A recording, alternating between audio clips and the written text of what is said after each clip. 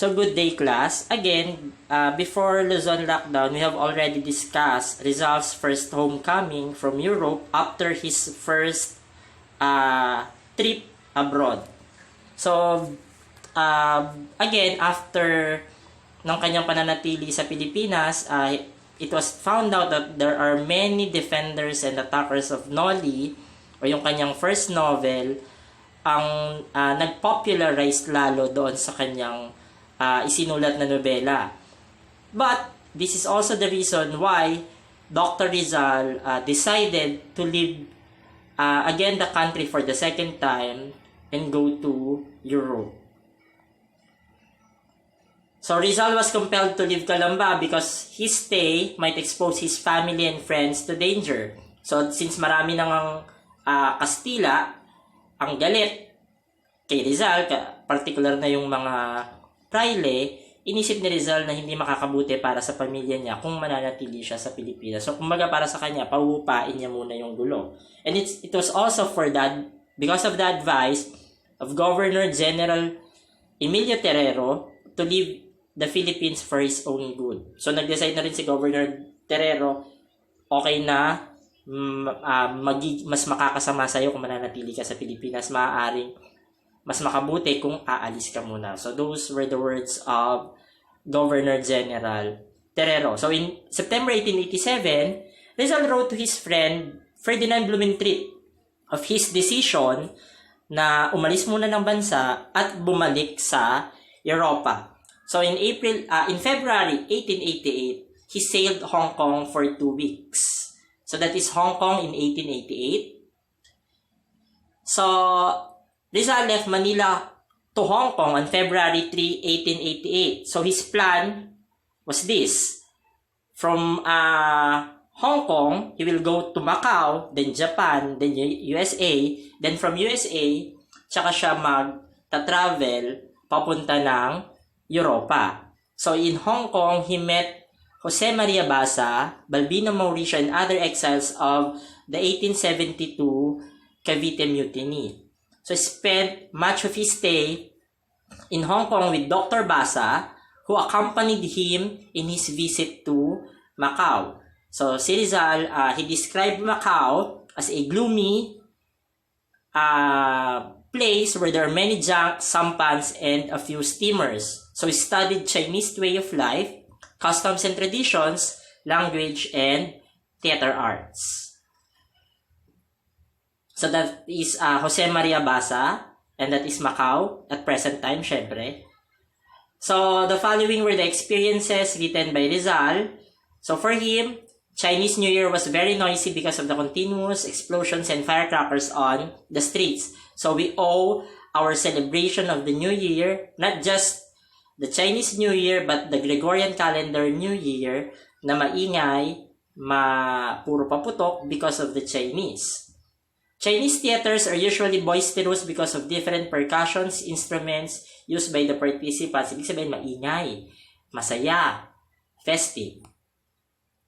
The laureate party, ibig sabihin, foods were served to the guests na parang piyesta. Maraming, sa isang meal, maraming pagkain ang ang isineserve sa mga bisita. So the Dominican friar was the richest religious order in Hong Kong. They had millions of dollars deposited in various banks. So katulad sa Pilipinas, 'di ba, yung nagmamay-ari ng Hacienda de Calamba kung saan nakatira sila Dr. Rizal ay mga Dominican friars din. So sila din yung mga praile na kinaiinisan ni Rizal.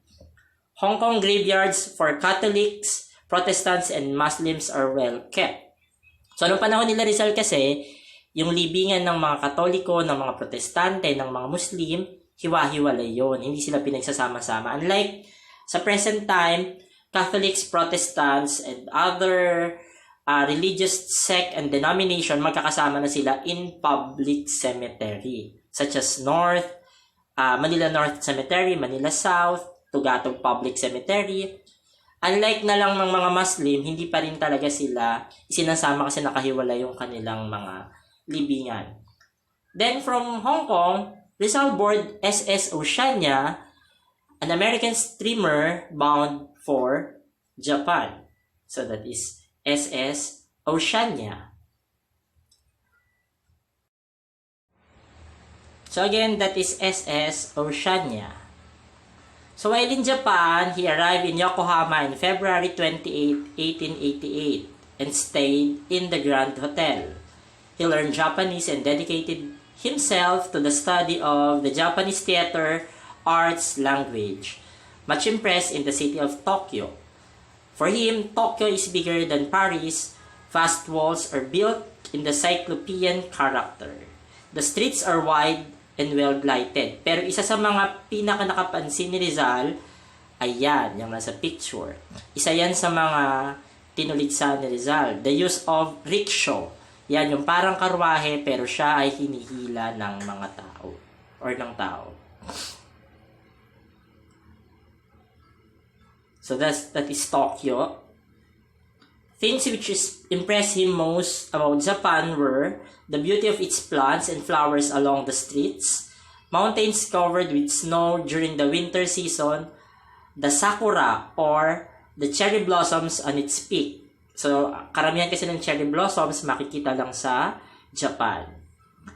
A Japanese great fondness for gardens, the Japanese women in kimono, simple but gracious, and seeing the guest needs is an important part serving as host. So that is sakura or cherry blossoms. So that's a Japanese garden, a typical Japanese garden. Again, rickshaw. Hindi siya hinihila ng kabayo, karwahe siya, pero hindi siya hinihila ng kabayo kung hindi ng tao. Japanese women in kimono. So, Japanese temple.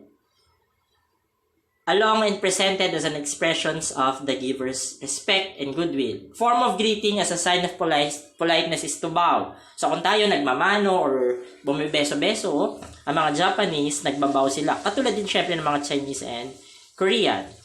There are few thieves in Japan. The houses remain open day and night and other valuable articles on the table without being lost. Kilala ang mga Japanese sa pagiging disiplinado at honest. So, kahit nakabukas ang bahay mo sa Japan, hindi ka mananakawan unlike sa Pilipinas. Ilang minuto mo lang buksan ang bahay mo, iwan yung gamit mo, swerte mong may balikan ka pa. There are few beggars and are rarely seen in the city. The houses were very clean and have plenty of fresh air. Siyempre kasi di ba yung mga bahay nila gawa sa mga light materials, kaya malamig. The Japanese are happy. Fights are not seen in the streets and the people are very industrious. So, Rizal learned the Japanese language and studied the kabuki or the Japanese drama. He's also, again, not impressed by Japanese rickshaw or rickshaw, a cart drawn by a man instead of a horse. So, in Japan, Rizal met a Japanese woman, a daughter of a samurai. Siya si Seiko Usui na tinatawag ni Rizal na Usei-san. He was an owner of a big supermarket in Yokohama. So si Usei-san or si Seiko Usui is a lady kung saan yung interlude ni Rizal started in early spring March of 1888. At the encounter, Rizal had asked the lady whether she knew English. That was the beginning of his frequent visit to the department store. It's parang galawang breezy, di ba? Name was Seiko Usui and her friends called her Osei-san. So that is Osei-san or Seiko Usui. Rizal attracted by her beauty, simplicity, charm, and intelligence. Osei-san loved Rizal and her love was reciprocated by Rizal's sincere affection. They spent memorable and happy days by visiting magnificent temples, shrines, pagodas, castles, and other beautiful and historical spots in Japan. They walked along the parks with hands firmly clasped while they shared their experiences. So that was Rizal's message kay Osei-san bago sila maghiwalay kasi si Rizal ay pupunta na sa America.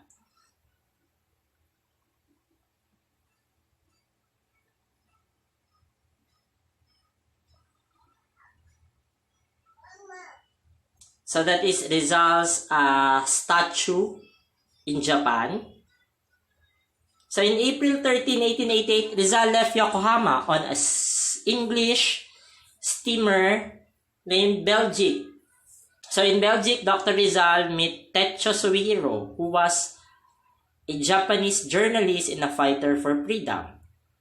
So Techo Suihiro, after he met Dr. Rizal, he also published a political novel, Storm Over the Southern Sea, or in Japanese, Nankai no Daiharan, similar to the novel of Rizal's Noli Me Tangere. He also wrote another book, O Unabara, similar to Rizal's second novel, El Filibusterismo.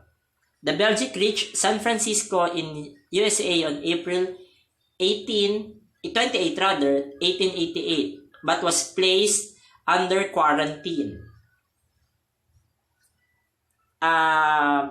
Rizal was allowed to go out of the ship, pero hindi pinayagan ang mga Chinese at Japanese because of the cholera pandemic during that time. So they linger a longer quarantine period.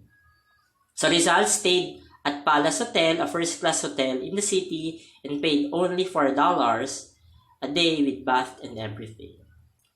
He marveled Golden Gate Bridge in San Francisco because of its engineering and most beautiful structure of its kind.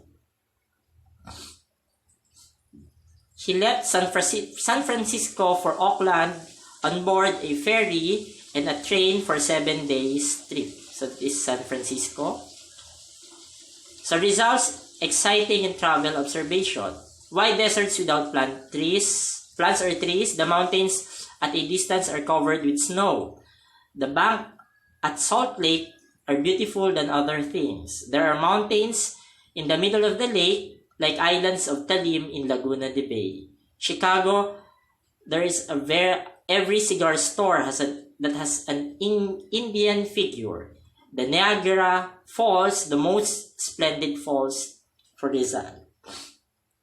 So that is the Niagara Falls, a falls na tumatawid between New York and Canada. So Rizal in New York. He stayed in New York, which he called the Big Town. He visited the monument of George Washington, a magnificent memorial of a great American and America's first president. So in May 16, 1888, he left New York for Liverpool at Seaford. So Liverpool in England. So New York to Liverpool is also the track or way na dinaanan ng Titanic, pero pabaliktad naman. Kasi ang Titanic is from Liverpool to New York. So he boarded City of Rome, the second biggest boat in the whole world, they say. Brooklyn Bridge and the used majestic Statue of Liberty in Bedloe Island. He saw it and then he arrived at Liverpool. So that is New York. That is the City of Rome. Yung barkong sinakyan niya. So, Rizal's impression to America were the following. Tremendous material progress of the country as evidenced in the big cities with tall skyscrapers, flourishing manufacturing industries, scientific methods of farming and other fields of agriculture, and others. So, yung mga nakita na yan ni Rizal, for him are indication of prosperity para sa isang bansa. So, yung mga negative, there's no true civil liberty kasi nga, laganap pa din ang discrimination against the Negro. So, yung mga maiitim, yung mga African American. So, for Rizal, America is the land par excellence of freedom but only for the whites.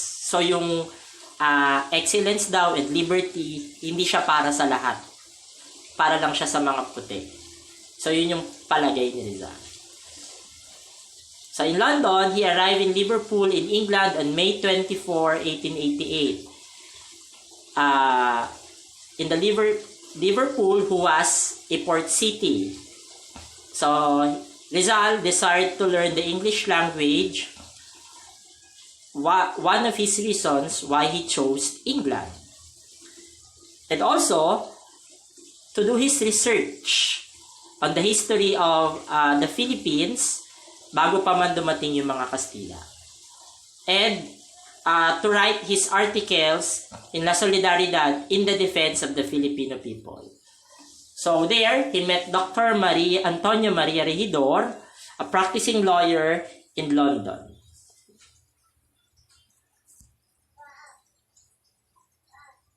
So that is Liverpool in 1888.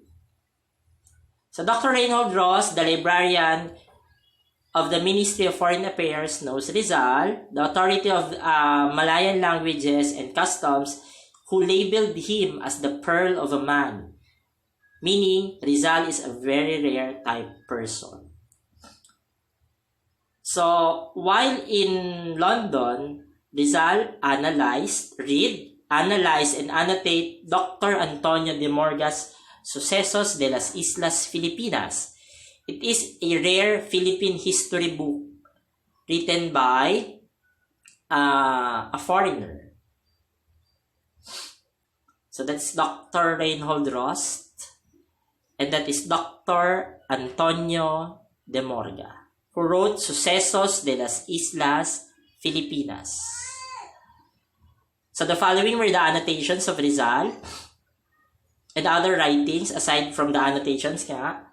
La Solidaridad, yung mga articles niya such as The Filipino Farmers and My Travels. He also wrote there La Visión del Fray Rodriguez, na-discuss ko nung nakaraan. Ito yung attack niya against kay Father Jose Rodriguez. And he also wrote a letter to the young women of Malolos. It was a Tagalog letter na hiniling ni Marcelo H. del Pilar na isulat ni Rizal para sa mga kababaihan ng Malolos.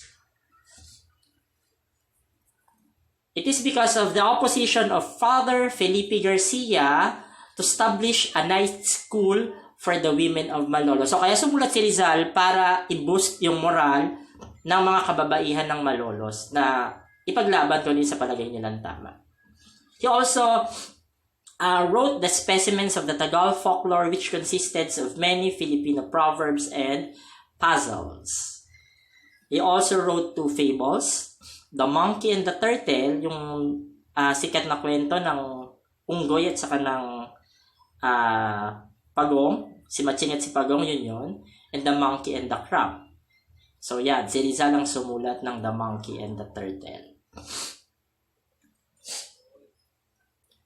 Rizal received various news from his family and friends in the Philippines. They reported to him many injustices suffered by the Filipinos and his family in the hands of the cruel Spanish authority.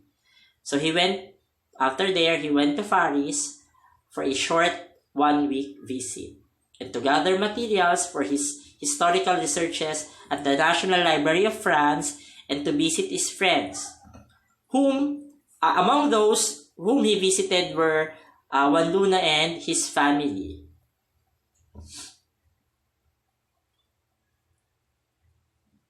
The 2 propaganda movement leaders were Rizal and Marcelo H. del Pilar and Mariano Ponce. In February 1889, Rizal received the news that Cristiano Lopez Haina founded the La Solidaridad, became the propaganda movement means of disseminating news. Rizal immediately congratulated Lopez Haina and his success. So that is Graciano Lopez Haina. That is La Solidaridad. So he used his pen names Di Masalang and Laong Laan in contributing many articles written in the Sol.